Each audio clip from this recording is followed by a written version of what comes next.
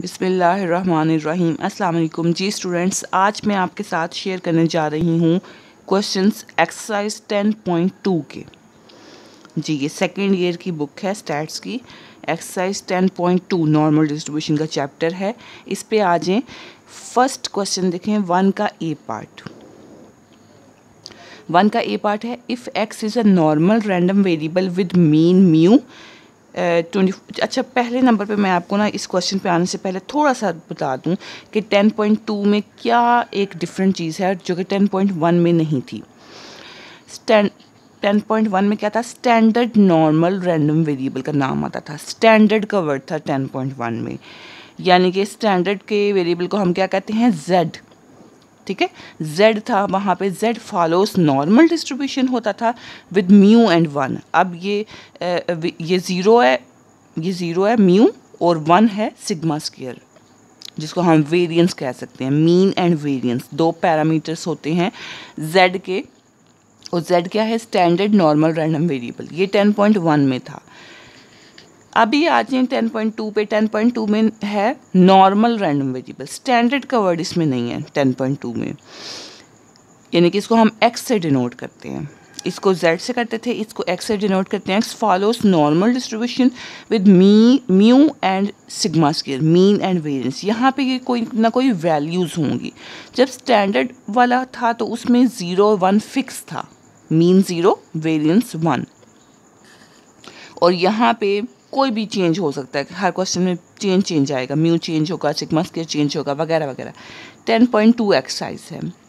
Now relation between 10.1 and 10.2। जी इन दोनों के दरमियान रिलेशन क्या है? यानी कि z जो वेरिएबल है उसके दरमियान और x के दरमियान क्या रिलेशन है?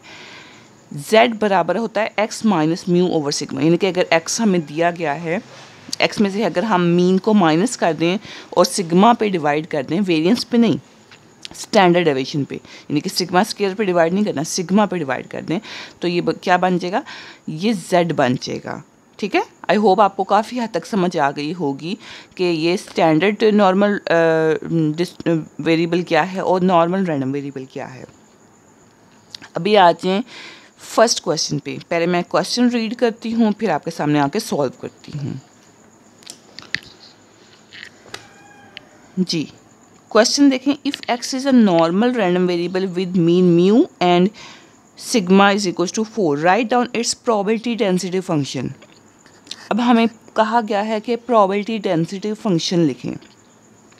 Find the ordinate of its normal curve at x is equal to 21। यानी कि एक तो प्रोबेबिलिटी डेंसिटी फंक्शन लिखना है, दूसरा उसका ऑर्डिनेट फाइंड करना है x इज इक्वल टू 2 पे, तीसरा उसका मैक्सिमम ऑर्डिनेट फाइंड करना है। तो ये आपके सामने मैं सॉल्व करती हूँ। गिवन इन्फॉर्मेशन है mu is equal to 24 and sigma is equal to 4। We know that probability density function का हमें पता है, ये फार्मूला होता है f of x is equal to 1 over under 2 pi sigma square e की power -1/2 x minus mu over sigma whole square. अगर नहीं भी पता तब भी आप इसको चेक करें कि ये कैसे आता है। ये फार्मूला आपने याद करना है। उसके बाद आपने इस फार्मूले में पुट कर दें म्यू की जगह पे 24, सिग्मा की जगह पे 4, और यहाँ पे ये सिग्मा स्क्वायर अंडर रूट के अंदर सिग्मा स्क्वायर फार्मूले में है, तो अगर मैं अंडर रूट से बाहर इसको निकाल के लिख लूँ तो ये सिग्मा हो जाएगा। तो यहाँ पे सिग्मा की वैल्यू लिख लें।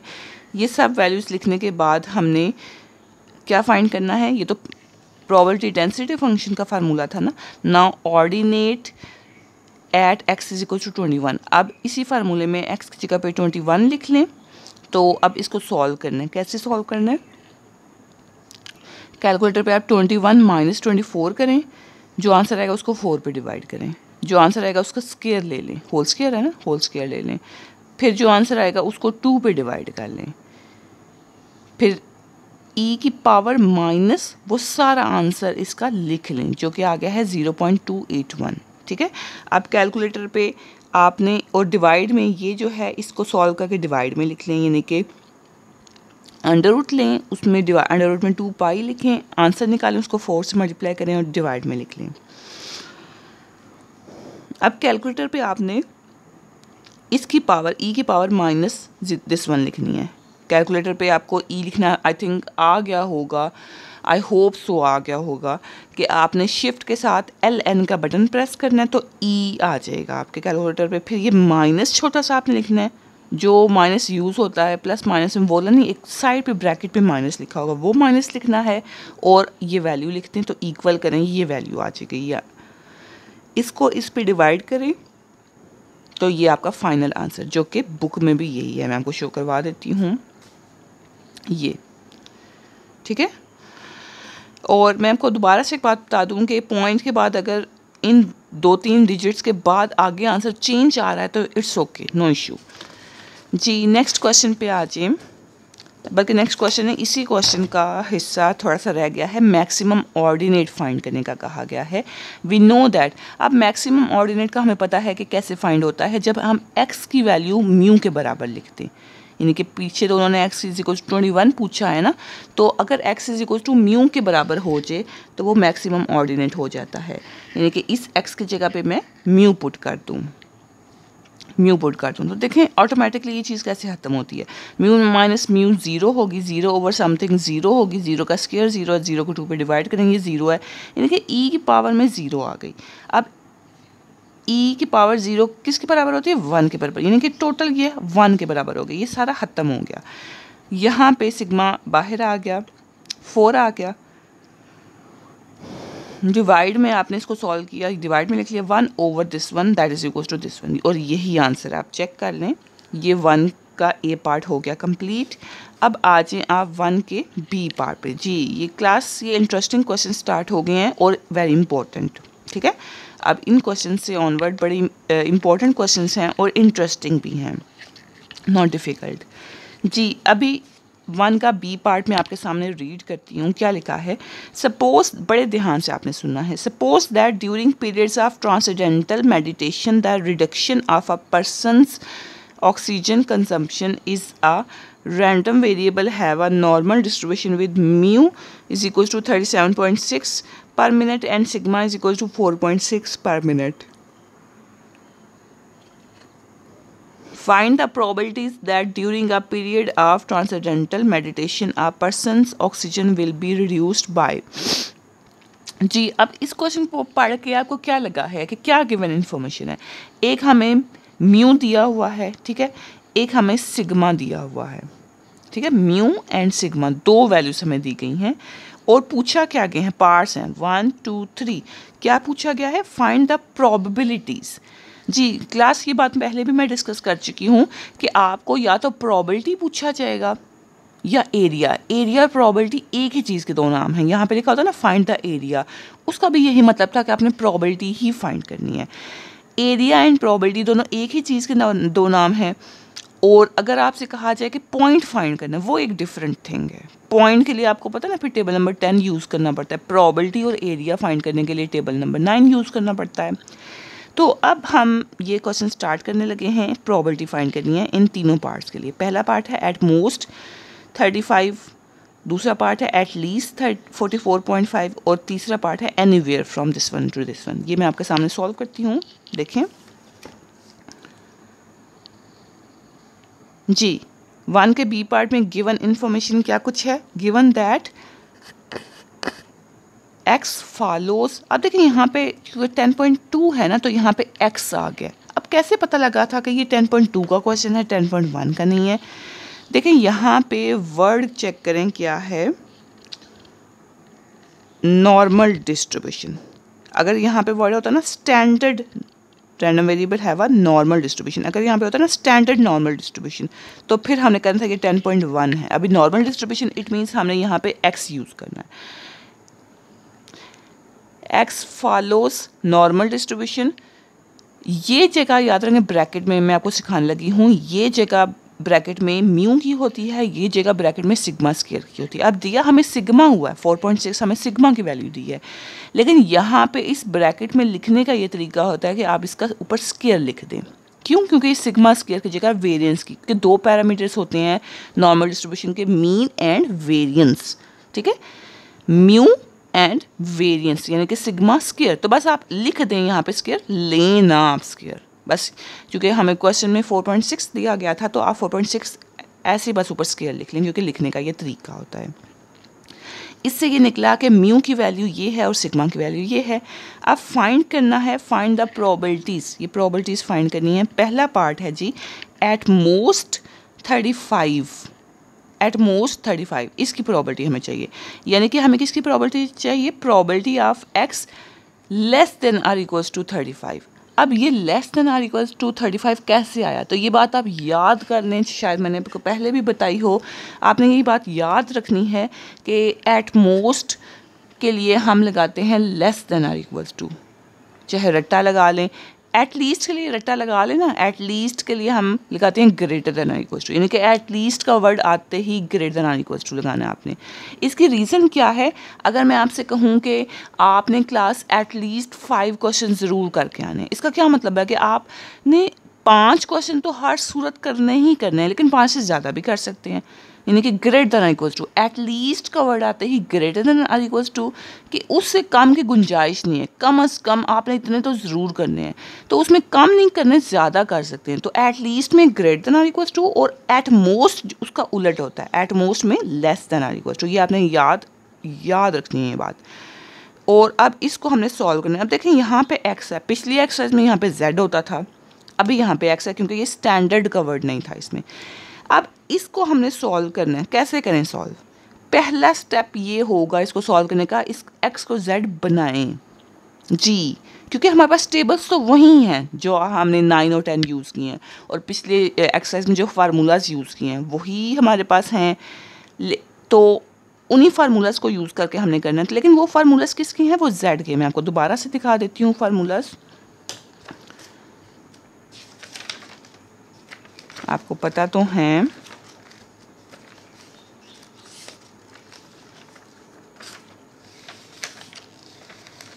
जी ये फार्मूलाज हैं,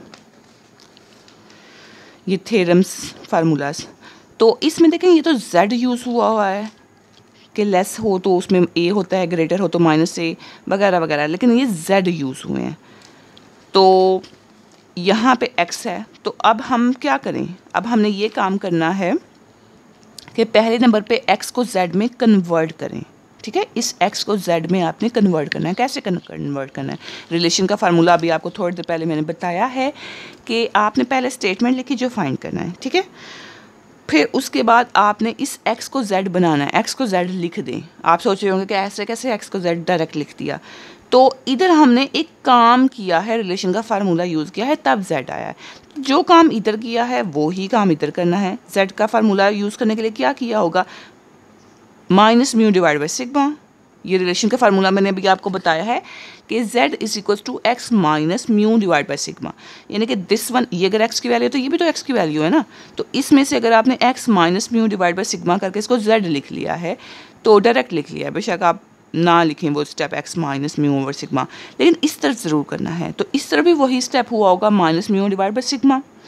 ठीक है, अब इसको म्यू की वैल्यू पुट करें, सिग्मा की वैल्यू पुट करें, इसको सॉल्व किया, यानी कि दोनों को माइनस करके डिवाइड बाय किया, तो ये आ गया। अब इस पे कौन सा फार्मूला इस्तेमाल होता है? लेस है ना, z आ गया ना, z में लेस है तो माइनस का फाई ऑफ a यूज़ होगा। ये मैंने आपके सामने लिखा है, probability of z less than or equals to a is equals to phi of a।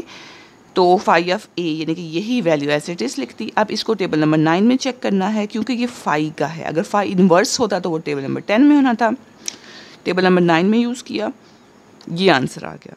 और ये आप बुक पे चेक कर लें, यही सेम आंसर है। 0.28 के आगे चेंज है, नो इशू, इतना ठीक है, इट्स ओके। नेक्स्ट देखें, एटलीस्ट 44.5%। एटलीस्ट का वर्ड आता है greater than or equals to आपने लगाना है। ये देखें, कंसीडर करें इसको ग्रेटर, और x है ना तो x को z पहले बना लें, इस तरह भी बना लें और इस तरह भी बना लें, माइनस म्यू ओवर सिग्मा करके ये वैल्यूज पुट करें, ये आंसर आ जाएगा। ग्रेटर के लिए क्या फार्मूला है? ग्रेटर के लिए -5 माइनस, ये देखिए मैं साथ साथ रेफरेंस दिया हुआ है कि ये फार्मूला हमने यूज़ किया है और ये टेबल यूज़ करना है। आपने भी ऐसे रेफरेंस देने हैं। तो ये आपने यहाँ पे फार्मूला अप्लाई किया, फाई माइनस से दिस वन माइनस के साथ लिख दिया, और इसको टेबल नंबर 9 में देख लें, ये हमारे पास आंसर आ गया। आई होप आपको ये क्वेश्चन इंटरेस्टिंग लग रहे होंगे, और ये मोस्ट इम्पॉर्टेंट क्वेश्चन है। आपको पता है इसमें से ये क्वेश्चन ज़रूर आता है। Anywhere from this one to this one, यानी कि ये बिटवीन वाला क्वेश्चन है। Probability of X greater than equals to 30 and less than equals to 40, ये फाइंड करना है। आप इसको फाइंड करने के लिए ये भी देखें एक्स है तो पहले इसको जेड बनाना है। कैसे बनाएंगे? एक्स की जगह पे z लिखें इधर भी और यहाँ पे भी अप्लाई करें, minus mu over sigma, minus mu over sigma, mu की जगह वैल्यू, सिग्मा की जगह वैल्यू, म्यू की जगह वैल्यू, सिग्मा की जगह वैल्यू। अब इसको सॉल्व करें और यहाँ पे लिख दें, इसको सॉल्व करें और यहाँ पे लिख दें। अब क्या फार्मूला था बिटवीन वाला? Phi of b minus phi of a. ये चीज़ पहले लिख लें, ये चीज़ बाद में लिख लें। टेबल नंबर 9 में जाके इसको भी देखें, इसको भी देखें। अब देखें, अब देखने का तरीका वैसे तो पिछली एक्सरसाइज में मैंने बार बार बता चुकी हूँ, इसमें एक बार फिर से बता देती हूँ कि टेबल नंबर 9 को आपने देखना कैसे है जी। किसको चेक करना है? 0.5 को 2 में चेक करना है। तो टेबल नंबर 9 ये देखें, टेबल नंबर 9 हमने खोला। टेबल नंबर 9 में ये वैल्यूज़ हैं सारी माइनस वाली। नेक्स्ट पेज पे देखें, ये वैल्यूज़ माइनस वाली हैं और नीचे प्लस वाली भी हैं। तो 0.5 किधर है? ये है। 0.5 को 2 में जाके देखना है। ये देखें 2 किधर है? ये। इसमें जाके 0.5 को चेक किया तो 0.69847, 0.69847। और ये क्या है? माइनस 1.65। तो माइनस 1.6 किधर है? ये है। माइनस 1.6 को किस में चेक करना है? 5 में। ऊपर से देखते हैं 5 किधर है? ये। इस 5 में चेक करना है माइनस 1.6 को, ये ठीक है। 0.04947 ये लिखा, दोनों को माइनस किया तो ये आंसर आ गया। आई होप आपको समझ आ गई होगी कि ये कैसे हमने किया है। उसके बाद नेक्स्ट क्वेश्चन पे आ जाएं। ये तो हो गया 1 का बी पार्ट कंप्लीट। 1 का सी पार्ट देखें, उसमें क्या है मैं आपके सामने क्वेश्चन पढ़ती हूँ। देखें ऑटोमेटिकली उन्होंने दे दिया है x follows normal distribution with 20 and 25। अब आपको पता है ये जगह किसकी है? म्यू की। ये जगह किसकी है? सिग्मा स्क्वायर की। ठीक है, ये सिग्मा स्क्वायर यानी कि वेरिएंस की जगह है। अब अगर हमें सिग्मा चाहिए तो फिर हम इसका अंडर रूट ले लेंगे। Find the area. आप देखिए एरिया पूछा है, पीछे प्रोबेबिलिटी पूछी गई थी, इसमें एरिया। बात एक ही है दोनों की। बिलो, अबव, बिटवीन, तीनों पार्ट्स हैं, मैं आपके सामने करती हूँ। अब देखें, given that x follows normal distribution with mu and sigma square. So mu कितना है? 25, सिग्मा कितना है? 5। अब आप सोच रहे होंगे यहाँ पे 20 है और यहाँ पे 25 है, तो ये 5 क्यों लिखा? क्योंकि ये जगह होती है सिग्मा स्क्वायर की और हमने इसमें से सिग्मा निकाला क्योंकि हमें सिग्मा चाहिए होता है। Find area. एरिया पूछा गया है बिलो 30, तो एरिया प्रोबेबिलिटी को ही कहते हैं। Probability of X less then, below की वजह से लेस का साइन आया 30। अब इस x को z बनाएं। पहला स्टेप यही होता है क्योंकि इसको z बनाना है, क्योंकि हमने टेबल देखने होते हैं। x को z बना लें, 30 माइनस म्यू ओवर सिग्मा कर लें। माइनस म्यू ओवर सिग्मा किया, इसको सॉल्व किया तो ये आ गया। इस पे कौन सा फार्मूला लेस पे लगेगा? फाई ऑफ ए वाला। ठीक है, ये फाई ऑफ ए वाला फार्मूला लगेगा। Phi of 2। अब इसको टेबल नंबर 9 में कैसे चेक करना है? चेक करने का ये तरीका, जब इस अंक का फुल डिजिट हो तो उसको हम 2.00 लगा लेते हैं, क्योंकि 9 टेबल में आपको पता है पॉइंट के बाद 2 डिजिट देखने होते हैं। तो 2.00 यानी कि 2.0 को 0 में चेक करें। मैं आपके सामने चेक करवाती हूँ।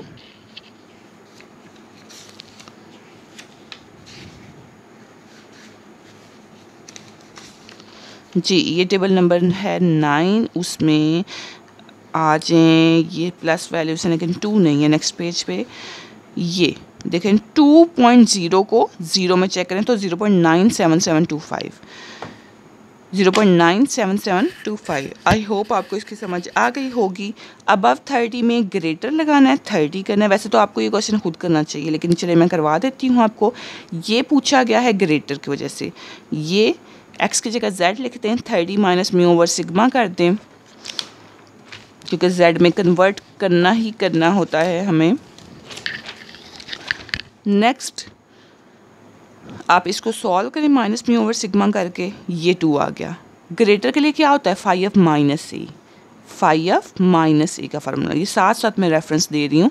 अब इसको टेबल में कैसे चेक करना है? माइनस, ये इसको चेक करना है आपने। माइनस 2.0 को 0 में चेक करें। माइनस 2 पॉइंट, जब भी ऐसा फुल डिजिट हो तो 0.00 खुद लगा लें आप साथ। माइनस 2.00 को आपने चेक करना है, ये चेक करें। उसके बाद थर्ड पार्ट है, ये स्टेटमेंट दी गई है बिटवीन वाली। ठीक है, x greater than 30 and less then 42। z बनाएं इसको। z बनाने का मकसद है कि इधर भी minus mu divide by sigma, इधर भी minus mu divide by sigma करना है।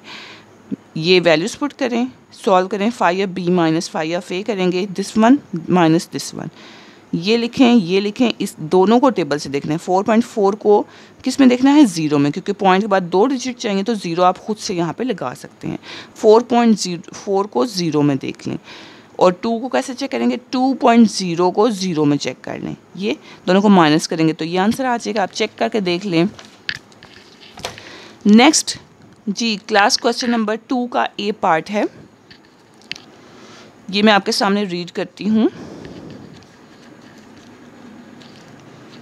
2 का ए पार्ट लिखा है, suppose that it is know that IQ for adult Pakistanis are normally distributed with mu दिया गया है, सिग्मा दिया गया है। If an individual with an IQ of 130 और अबव, आप देखें 130 और अबव लिखा हुआ है, is classified genius. What is the probability that a random selection yields a genius? तो ये गिवन इन्फॉर्मेशन क्या है? म्यू इज इक्वल्स टू, ये 2 का ए पार्ट है, गिवन इन्फॉर्मेशन है mu is equals to 100, sigma is equals to 10, X follows normal distribution with 100 and 100, mu and variance. Probability of X greater than equals to 130। अब आप सोचेंगे greater कैसे लगा, क्योंकि आपको क्वेश्चन में क्या वर्ड दिया गया था? 130 और अबव, 130 और अबव, तो greater than or equals to 130, ये वर्ड आ गया, ये हमसे पूछा गया है। तो इसको कंसिडर करें, एक्स को जेड बनाएं इधर भी और इधर भी, ठीक है, minus mu divide by sigma करके। जेड बनाने का यही तरीका होता है। इस पे ये सारी वैल्यूज पुट करें, सॉल्व करें। फार्मूला कौन सा लगेगा? ग्रेटर है, फाई ऑफ माइनस ए, ठीक है, फाई ऑफ माइनस ए का फार्मूला लगेगा ये। और फिर उसके बाद इसको टेबल में कैसे चेक करेंगे? -3.0 को ज़ीरो में चेक करें। आप चेक करके देख लें, आपका ये आंसर आएगा, ये, ठीक है। उसके बाद नेक्स्ट आ जाए 2 के बी पार्ट पे, ये मैं आपके सामने दिखाती हूँ। 2 का बी पार्ट लिखा है, the mean inside diameter, the mean inside diameter of a sample of 250 washers produced by a machine is 5.05। तो ये हमारे पास हो गया क्या? Mean. And the standard deviation is 0.0, ये वेरिएंस स्टैंडर्ड डेविएशन सिग्मा हो गया। और the purpose for which these washers are intended allows a maximum tolerance in the diameter of 4.95 to 5.10, otherwise the washers are considered defective। अब वो कह रहे हैं कि ये एक रेंज है कि अगर उसका डायमीटर इतना होगा ना तो वो मशीन अच्छी है, अदरवाइज डिफेक्टिव होगी। अगर उसका डायमीटर इसके अलावा हुआ ना, कम हुआ या ज़्यादा हुआ, तो वो डिफेक्टिव होगी। आई होप आपको समझ आ गई होगी। डिटर्मिन द परसेंटेज, अब हमसे पूछा क्या गया है? Determine the percentage of defective washers, यानी कि ये रेंज हमें दी गई है जो जब मशीन गुड है और इसके अलावा डिफेक्टिव है, तो उस डिफेक्टिव की परसेंटेज हमसे पूछी गई है, ठीक है। और ये क्लास, ये बात आपने बड़े ध्यान से इस पूरे क्वेश्चन पढ़ते हुए देखनी होती है कि नॉर्मली डिस्ट्रीब्यूटेड किसको कहा जा रहा है? यहाँ पे डायमीटर को कहा जा रहा है। डायमीटर है ना, ये नॉर्मली डिस्ट्रीब्यूटेड है। तो ये चीज़ आपने बड़े ध्यान से देखनी है कि कहा किसको जा रहा है, और वो आपने लिख भी लेनी है। जैसा ये 2 के बी पार्ट में देखें, given that x is equals to diameter, आपने पूरे क्वेश्चन को पढ़ के चेक करना है कि नॉर्मली डिस्ट्रीब्यूशन वेरिएबल किसको लिखा गया है, किसके साथ लिखा गया, वो आपने मेंशन ज़रूर करना है। x is equals to diameter, इसका फ़ायदा आपको नेक्स्ट क्वेश्चंस में जाके होगा, मैं आपको बताऊंगी भी कि ये देखें, ये लिखने का हमें ये फ़ायदा हुआ है। इसलिए आपने x इज इक्वल टू ज़रूर लिखना है कि ये डायमीटर के बराबर है। फिर उसको लिखने का तरीका क्या होता है? x follows normal distribution with, आपको पता है इधर म्यू की वैल्यू होती है, इधर सिग्मा स्क्वायर की वैल्यू होती है। तो म्यू की ये वैल्यू लिखें, सिग्मा, ये सिग्मा की वैल्यू गिवन थी, उसका स्क्वायर ऊपर लिख लें। स्क्वायर लेने की ज़रूरत नहीं है, बस ऊपर लिख लें, लिखने का तरीका होता है। इट मीन्स म्यू क्या निकल आया? दिस वन, एंड सिग्मा क्या निकल आया? This one. उसके बाद अब अफेक्टिव रेंज हमें क्या दी गई है? अफेक्टिव रेंज हमें दी गई है 4.95 से लेके 5.10, ये क्वेश्चन में लिखा गया है। ये तो अफेक्टिव रेंज हो गई ना। तो इसके अलावा उन्होंने कहा था कि डिफेक्टिव रेंज है, यानी कि इस डिजिट से पीछे या इस डिजिट से आगे, यानी कि इस डिजिट से पीछे और इस डिजिट से आगे, ये सारी हमारी डिफेक्टिव रेंज है। तो इस डिफेक्टिव रेंज की परसेंटेज फाइंड करने का कहा है। तो ये तो हमें पता ही नहीं है इससे पीछे कहाँ तक या इससे आगे कहाँ तक, और ये बड़ा कॉम्प्लिकेटेड हो जाएगा, इसलिए हम फाइंड इसी को करेंगे, फिर इसका ऑपोजिट देखेंगे तो वो हमारे पास ये आंसर निकल आएगा। जी चेक करते हैं। थोड़ा सा टेक्निकल क्वेश्चन है, यानी कि पूछा कुछ हुआ है और हमने फाइंड कुछ कर रहे हैं, फिर उससे हम रिक्वायर्ड निकालेंगे। आप ज़रा देखें क्या लिखा है। पूछा क्या गया है? परसेंटेज ऑफ डिफेक्टिव वॉशर्स, ये पूछा गया है।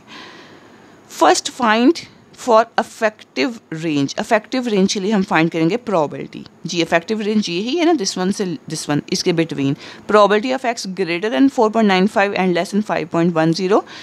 एक्स को z बना लें और इसमें से minus mu divide by sigma इधर भी और इधर भी minus mu divide by sigma. Mu की जगह वैल्यू लिख लें, सिग्मा की जगह वैल्यू लिख लें।